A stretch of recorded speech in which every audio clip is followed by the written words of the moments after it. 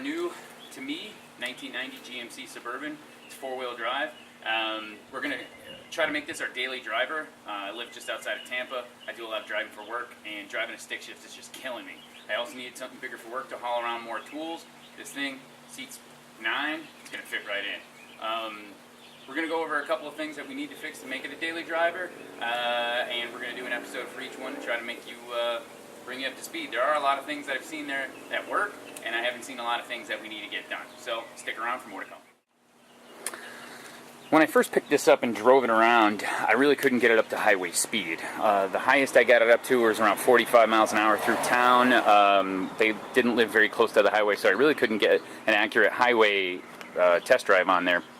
But I got it registered, got it insured, and then on my way home, I could not get the truck up past 61 miles an hour. Wasn't anything that the engine and tranny were having an issue with, but if you look, there's no wheel weights on the outside of the wheel, which at first glance, I probably wouldn't have thought anything of it, but the previous owner did tell me when he was trying to polish these aluminum wheels, he knocked all the wheel weights off. So no wheels on either of the four corners have any wheel weights on them. The wheel weights are on the insides, but I couldn't get this thing up over 60 miles an hour. It really was shaking bad. Also noticed that the ball joints got some play in there. That's obviously not going to help. They did replace the shocks. The leaf springs seem to be in good nick, so I'm not going to replace those, but I did order ball joints and U-joints and the rest of the suspension, and we are going to do that. I'm kind of hoping they come in this weekend, but if not, we'll do that here soon as well.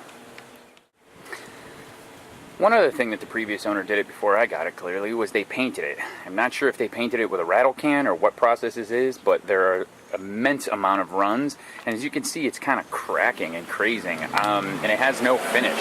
I'm not sure if they use matte paint, if they tried to use glossy paint, and this just kind of what happened. I'm really not quite sure. I'm not in a position to sand and paint in this house we're currently in. We're currently renting. We just kind of moved here, so we're just kind of looking around. But this will get addressed in the future. I'm not a big fan of it, and yeah, we're gonna have to solve that problem too. But it won't stop us from being a daily driver.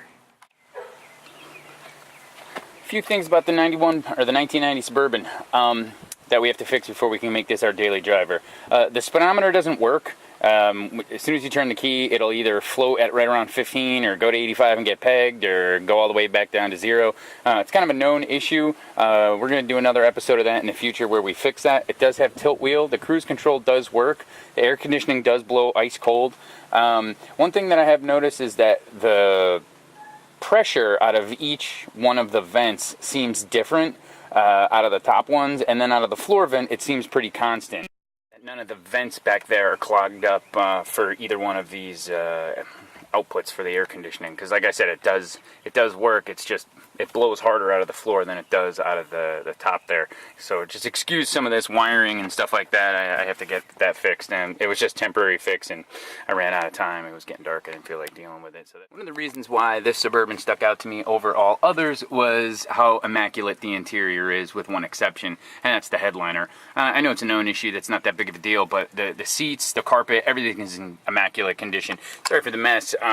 Another thing to get this to be a daily driver, I just installed a decent head unit in there that has Bluetooth capability to allow me to be on the phone. A lot of what I do for work is on the phone.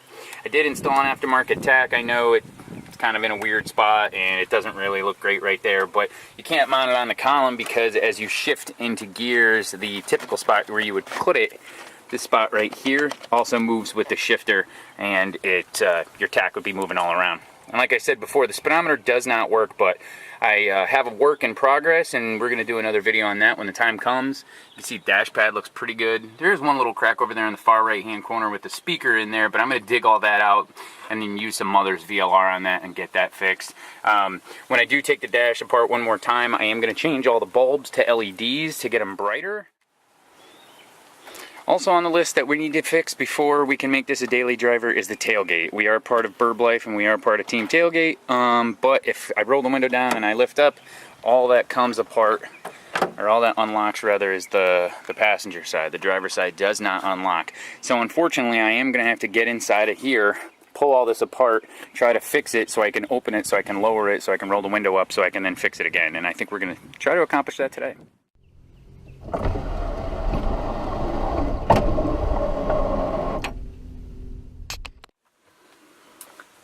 So like we talked about before, the window goes up and down okay on the tailgate of the 90 Suburban. However, the tailgate does not open up. When you lift up on the handle, you know, right here in the middle, the passenger side opens, but the driver's side does not. So it looks like there's just a handful of screws holding on the back cover there. We're going to take those off, and hopefully it's just a rod that's come disengage over there on the driver's side that we can then hook back up so we can get the tailgate back open. And then I think once we have the tailgate open, we're going to lay it down, roll the window up, put that on some kind of sawhorse or something, blanket with it or whatever. That way we can both clean the window and grease the tracks and make sure everything's good to go.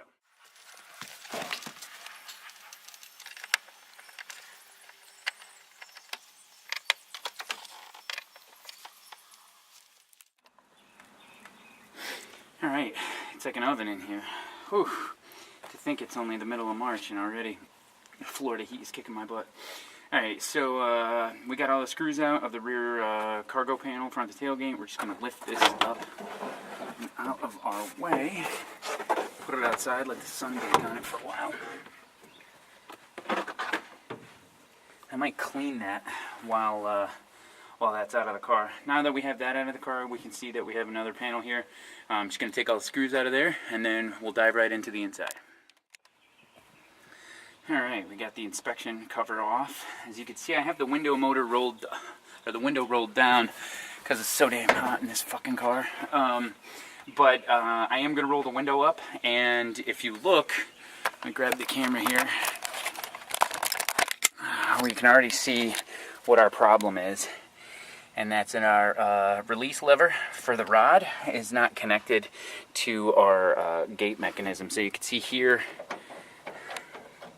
it's all good, but on the other side, it's kind of in there. We'll do a little bit more inspection. I am going to roll the window up and then get back there and see if we can't figure it out. Hopefully the rod just came out because of the clip broke or something like that. Hopefully it's not a catastrophic failure where we have to get a new rod.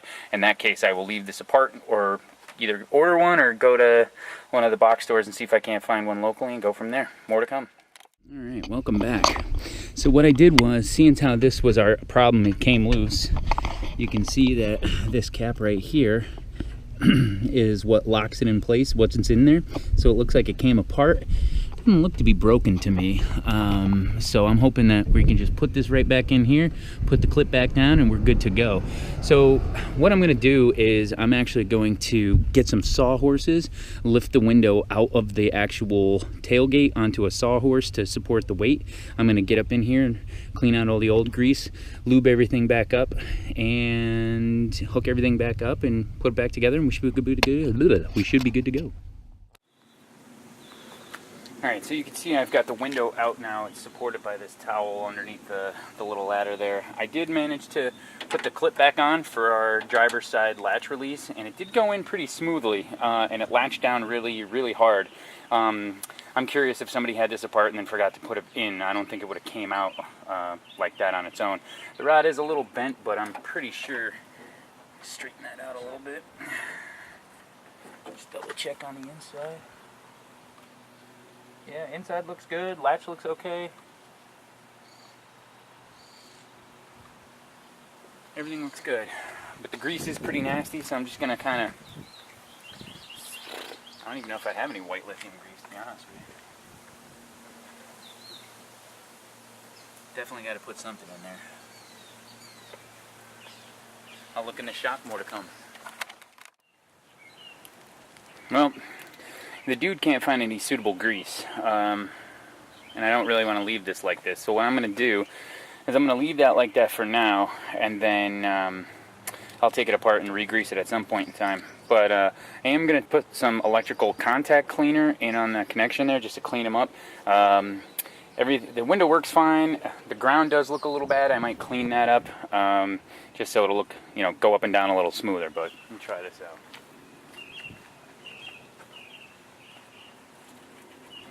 Could probably stand to get replaced.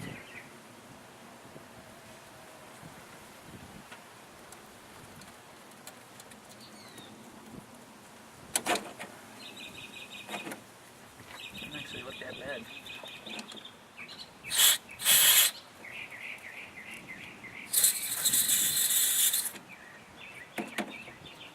let that dry for a hot minute, and then we'll start putting it back together. Okay, so we got everything put back together. We're going to do our first test right now to see if our fix actually fixed it.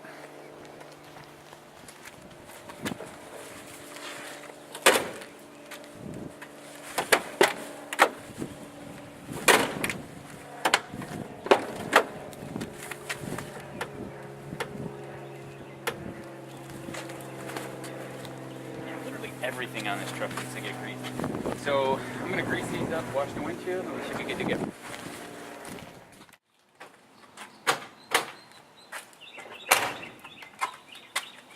That's episode 1 of the Burb Files in the books. We got the tailgate fixed, and that's just one more problem we got off our list before we can use our 90 GMC Suburban as a daily driver. Until next time, later.